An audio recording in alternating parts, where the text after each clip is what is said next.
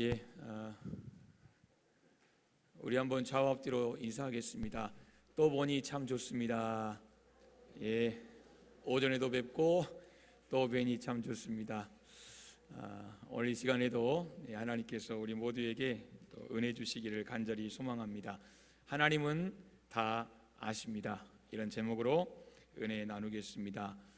이스라엘 백성들이 하나님께서 약속하신 가나안 땅에 입성을 했습니다. 그리고 가나안 첫 성이라고 기록된 여리고성을 6장에서 함락시켰습니다.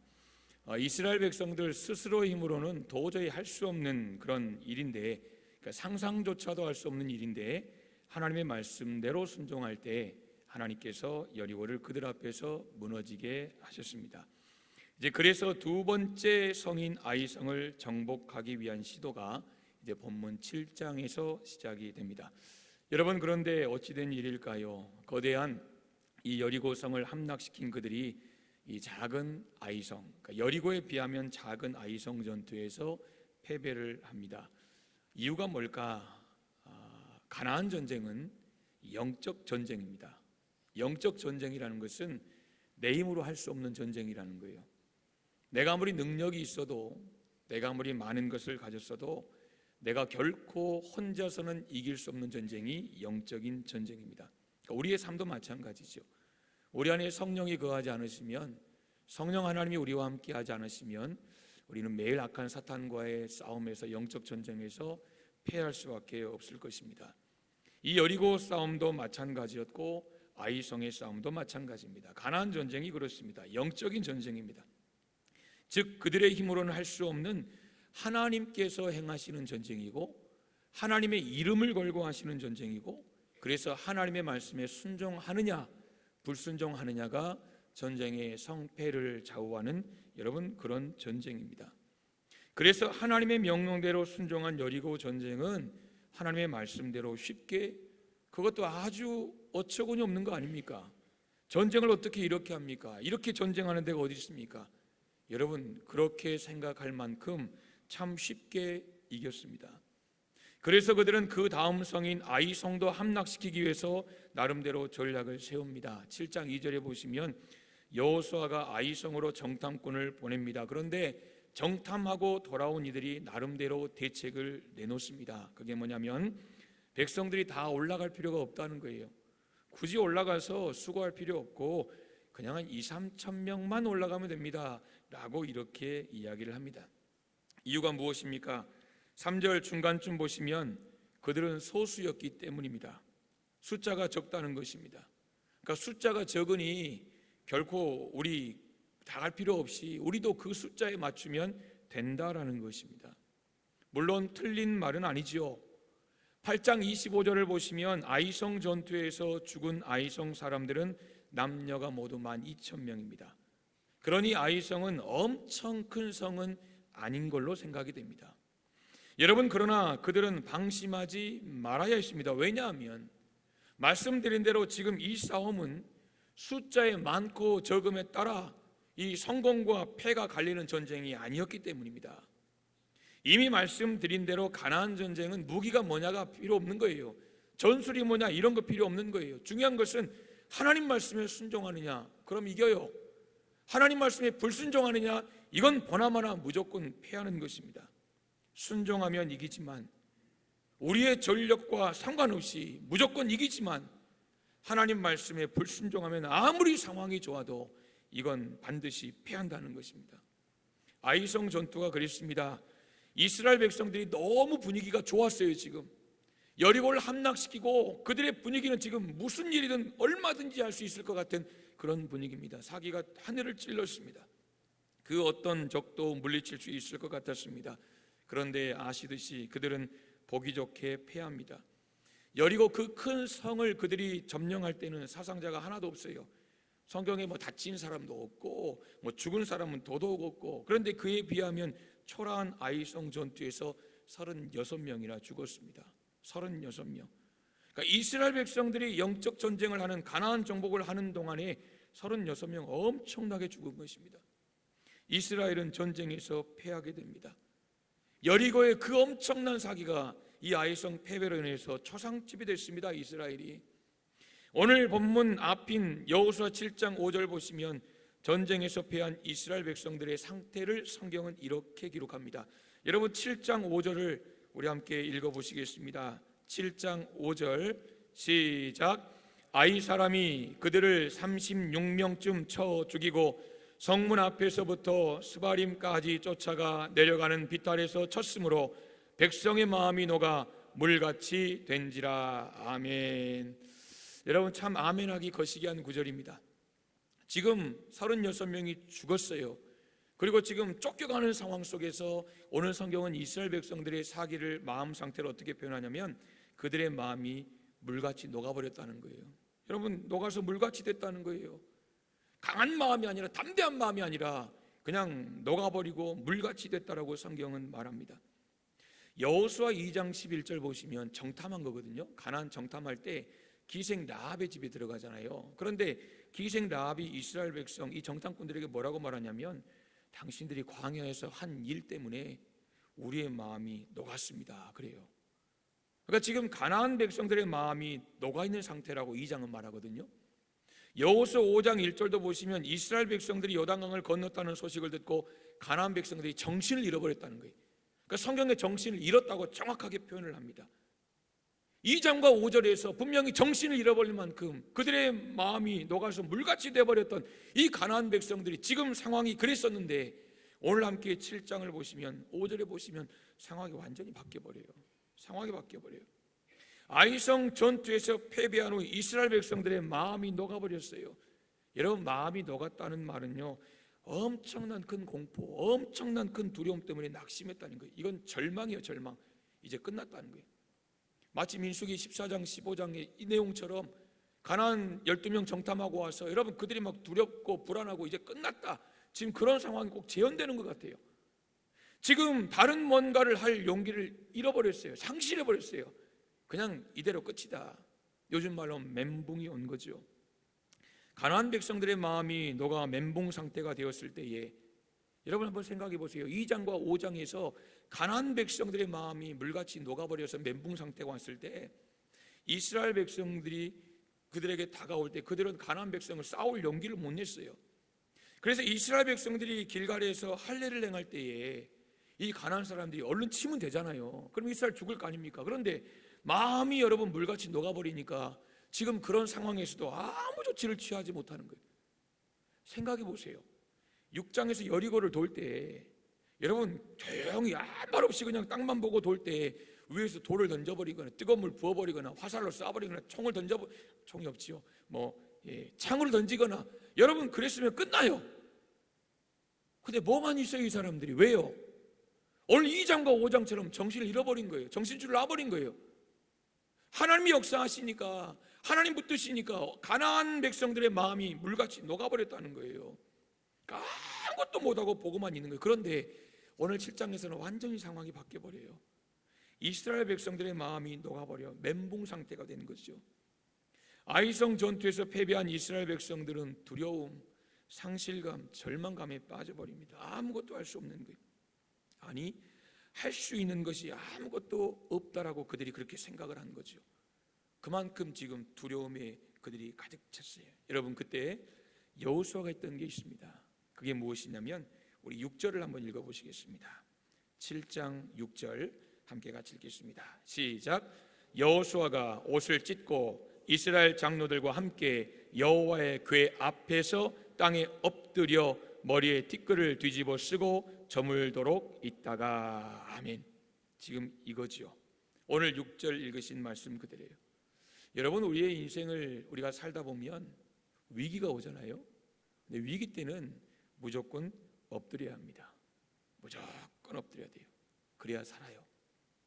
위기의 순간에도 고개 빳빳하게 들고 있다가는요 여러분 못 꺾입니다. 위기의 때는 바짝 엎드려야 합니다. 무조건 엎드려야 합니다. 여기서 엎드린다는 것은 기도한다라는 것 여러분 잘 아실 거예요. 하나님을 찾는 거예요. 오늘 실제로 여호수아가 지금 하나님의 궤 앞에 왔잖아요. 그 충격 그대로 가지고 하나님 앞에 왔어요. 장로들과 함께. 그리고 하나님 앞에 하루 그 패배한 이유에 엎드리고 있는 거예요. 뭐라고 하나님 앞에 말을 할 수 없는 거예요. 지금 도대체 하나님의 뜻이 어디 있는지, 왜 그 이유가 지금 모르는 상태잖아요. 그러니까 그 절망 속에 하나님 앞에 와서 할 말이 없는 거예요. 지금 여호수아의 마음도 지금 물같이 녹아버리는 거죠. 그렇게 하나님 앞에 있어요. 그런 방향을 잘 잡았죠. 하나님 앞에 찾아왔다는 거죠. 여러분, 기도에 대한 정의가 참 많은데요, 그 가운데 요즘 제가 묵상하는 기도의 정의 가운데 하나는 기도는 신앙 고백이라는 거예요. 기도는 신앙 고백이다. 이 표현이 참 좋아요. 야, 기도는 나의 신앙 고백이다. 여러분, 기도라는 것은 나는 하나님 없이는 살 수 없습니다, 이 신앙 고백이에요. 그러니까 우리가 예수 그리스도를 나의 구주로 고백하는 것도 신앙 고백이지만, 하나님, 나는 하나님 없이 못 살아요, 이것도 신앙 고백이에요. 마치 어린아이들이 하루에도 수십 번 아빠 엄마 부르듯이. 왜 불러요? 여러분, 왜 부릅니까? 나를 봐달라는 거예요. 도와달라는 거예요. 나를 사랑해달라는 거예요. 엄마 아빠 없이 살 수 없다는 거예요. 어르신들이 그런 말씀을 하세요. 애들이 아빠 엄마하고 부를 때가 좋을 때래요. 엄마 아빠 부를 때가 좋을 때래요. 아빠 엄마를 부르지 않을 때가 곧 온다는 거예요. 곧 온다는 거예요. 여러분, 그런데 정말 그렇습니다. 저에게도 곧 그런 날이 올 것 같습니다. 그래서 저는 제 딸이 방에서 부르면 방으로 갑니다. 거실에서 부르면 거실로 갑니다. 부엌에서 부르면 부엌으로 갑니다. 근데 가보면 별거 없어요. 그렇잖아요. 아빠 물, 아빠 교복 좀 뒤집어줘, 아빠 딸기 좀 씻어줘, 아빠 토닥토닥 해줘, 이거예요. 그런데 뭐하러 아빠를 그렇게 줄기차게 불러대는지, 엄마를 불러대는지. 물론 귀찮아서 네가 해라고 말할 때도 있지만 그래도 부르면 쪼르르 갑니다. 불러줄 때 고마워하자. 나중에 안 불러주면 서운할걸. 여러분, 한 집에서 딸이 저에게 아빠하고 부를 날이, 또 제가 한 집에서 딸에게 왜 하고 대답할 날이 그리 길지 않겠더라고요. 얼마 안 있으면 아빠하고 부를 때가 참 좋았는데 여러분, 그럴 날이 금방 오겠더라고요. 저는 기도가 이렇다고 생각합니다.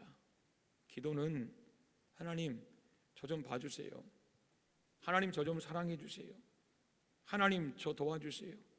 하나님, 저 잘했다고 좀 토닥토닥 해주세요. 하나님, 나 하나님 없이 살 수 없어요. 하나님 보시기 뭘 그런 것까지, 이렇게 생각되는 것까지도 하나님 앞에 구하는 것, 여러분, 이게 신앙 고백이잖아요. 결국 하나님 없이 못 살겠다는 거예요. 하나님, 나 하나님 없이 못 살아요. 그러니까 하루에도 수십 번 그 이상을 하나님 하나님 하나님 찾는 거예요. 여러분, 이게 엎드림이에요. 이게 엎드림이에요. 그런데요, 이 엎드림도 번지수 잘 찾아가야 됩니다. 어떤 분들은 위기의 순간에 사람 앞에 엎드려요. 사람 앞에 엎드려서 그가 가진 재력, 그가 가진 권력, 그것이 마치 나를 위기에서 일으켜 세워줄 것처럼 사람을 향하는 사람들이 있어요. 그런데 우리가 알잖아요. 위기의 순간에 사람 앞에 엎드리면 절대 그 엎드림은 궁극적인 해결책을 얻지 못한다는 거예요. 오늘 여호수아와 이스라엘 장로들은 여호와의 궤 앞에 엎드립니다. 하나님, 어찌하여 이런 일이 일어난 것입니까? 왜 우리를 멸망케 하십니까? 우리를 이 땅으로 불러오신 것이 멸망 때문입니까? 뭐 이런 이야기겠지요. 그러자 하나님께서 그 이유를 말씀해 주십니다. 사랑하는 여러분, 사람은 몰라도 하나님은 다 아십니다. 사람은 도대체 왜 이 일이 이렇게 일어났는지, 왜 지금 내가 여기 있는 거지? 왜 내가 지금 이런 상황 속에 이리 치고 저리 치고 있는 거지? 우리는 도저히 알 수 없어도 하나님은 다 아십니다. 하나님 모든 것을 아십니다. 그러니까 하나님 앞에 엎드리니까 하나님이 가르쳐 주시는 거 아닙니까? 그 내용이 오늘 이스라엘 백성들이 아이성 전투에서 패배한 이유를 하나님은 다 아시더라는 거예요. 아이성 전투에서 이스라엘 패하고 이런 모욕당하는데 다 이유가 있더라는 것입니다. 11절에서 하나님께서 그 이유를 설명하십니다. 이스라엘이 범죄하여 내가 그들에게 명령한 나의 언약을 어겼다는 거죠. 또한 그들이 온전히 바친 물건을 가져가고 도둑질하며 속이고 그것을 그들의 물건들 가운데 두었다 그랬습니다. 여기서 온전히 바친 물건이라는 것은 하나님 앞에 다 드려진 거예요. 하나님 앞에 드려진 거예요. 오늘 성경 11절부터 13절 보시면 무려 5차례나 온전히 바쳐진 물건이라는 이 구절이 언급이 됩니다. 그리고 11절 보시면 이 온전히 바쳐진 물건을 어긴 것에 대한 동사가 4가지가 나옵니다. 온전히 바친 물건을 가져갔어요. 그러니까 지금 하나님 앞에 바쳐진 물건을 누군가 가져갔어요. 그걸 성경은 도둑질이라고 말해요. 속였다고 말해요. 그리고 그들의 물건 가운데 뒀다는 거예요. 하나님 앞에 두어야 할 것을 자기들이 가져가고 자기들이 도둑질하고 자기들에게 속여서 자기들의 물건 속에 몰래 감췄다는 거예요. 여러분, 하나님은 다 아세요. 다 아세요.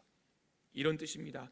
그들이 온전히 바쳐진 물건을 가져갔을 뿐만 아니라 그것을 도둑질했고 뿐만 아니라 나를 속이고 더 나아가 그것을 자기 것인 것처럼 자기 것 삼고자 자기 것인 양 자기 집에 감추어 두었다라고 말씀을 하시는 거예요. 이 의도는 그거예요. 진짜 독한 마음 품고 어겼다는 거예요. 그러니까 사람이 실수로 깜빡하고 내가 이게 아니라 진짜 독한 마음 가지고 하나님 말씀을 어겼다는 거예요. 하나님 다 아세요. 이것 때문에 이스라엘이 아이성 전투에서 패했다는 거예요. 여러분, 그리고 하나님은 결국 이 사단을 일으킨 사람을 이야기해 주십니다. 이제 16절 이하에 보시면 하나님이 방법을 쫙 가르쳐 주시죠. 7장 1절 보시면 성경은 먼저 그의 이름을 소개를 합니다. 아간이라는 사람이에요. 그런데 아간만 소개한 게 아니라 그냥 그의 가문을 훑어버립니다. 아간이 유다 지파인 것을 먼저 소개합니다. 지파를 소개해요. 아간이라는 사람은 유다 지파다. 아간이라는 사람을 드러내기 위해서 무려 아간까지 포함해 4대를 이야기해버려요. 증조 할아버지가 세라다, 할아버지가 삽디다, 아버지가 갈미다, 그리고 범죄한 놈이 아간이다. 성경은 그렇게 쫙 훑어버립니다. 여러분, 성경에 나오는 족보, 우리 예수 그리스도의 족보 얼마나 영광스럽습니까? 그렇잖아요. 쭉 올라가 보면 하나님이 참 영광스러운 족보예요. 그런데 오늘 여기 증조 할아버지 세라, 할아버지 삽디, 아버지 갈미, 아들 아간, 여러분 이 속에는 정말 불명예스러운 속이에요. 아간은 아버지의 이름, 할아버지의 이름, 증조 할아버지의 이름을 욕되게 했습니다. 잠언 17장 6절에 보시면 이런 말씀이 있어요. 손자는 노인의 면류관이요. 그러니까 우리의 후대들은 우리의 면류관이라는 거죠.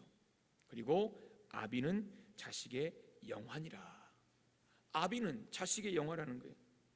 여러분, 자녀가 어릴 때는요 부모님이 슈퍼맨입니다. 부모님이 정말 자랑스럽습니다. 우리 아빠 엄마 최고라는 거예요. 이게 바로 아버지는 자식의 영화라는 말이에요. 그런데 세월이 흘러서 이제 자녀들이 성장하면서부터는 이 자녀들이 부모에게 자랑스러운 존재가 돼야 되는 거죠. 이게 바로 손자는 노인의 면류관이라는 말이에요. 그런데 안타깝게도 아간은 부모의 면류관이 되지 못했습니다.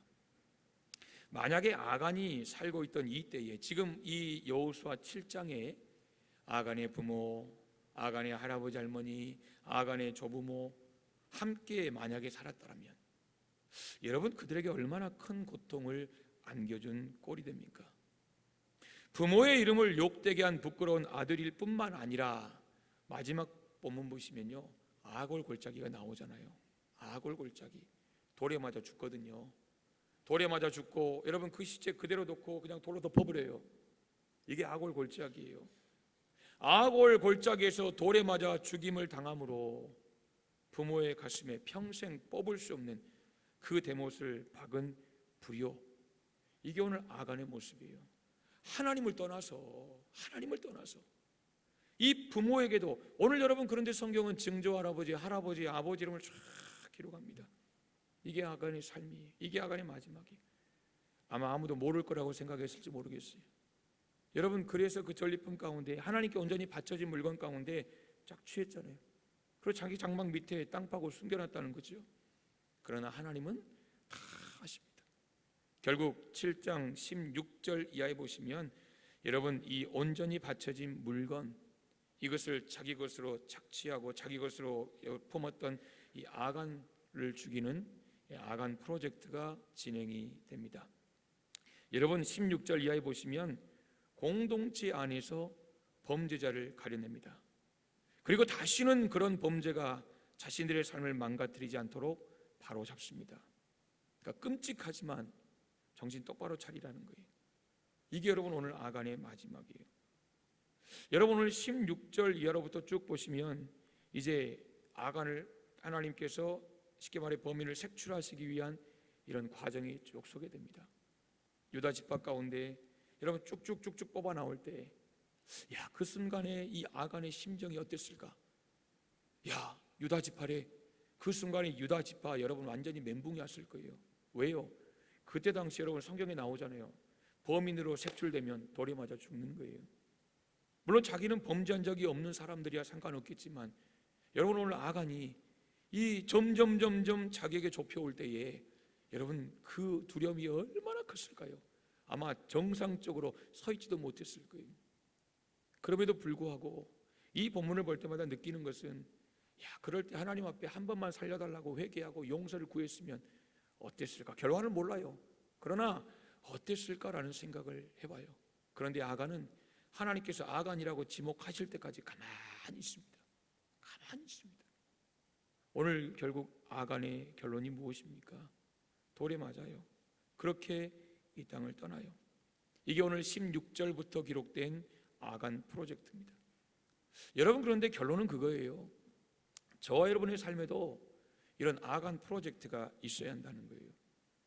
우리의 삶과 습관과 모든 모습 가운데서 아름다운 열매를 맺지 못하도록 방해하는 게 있을 거예요.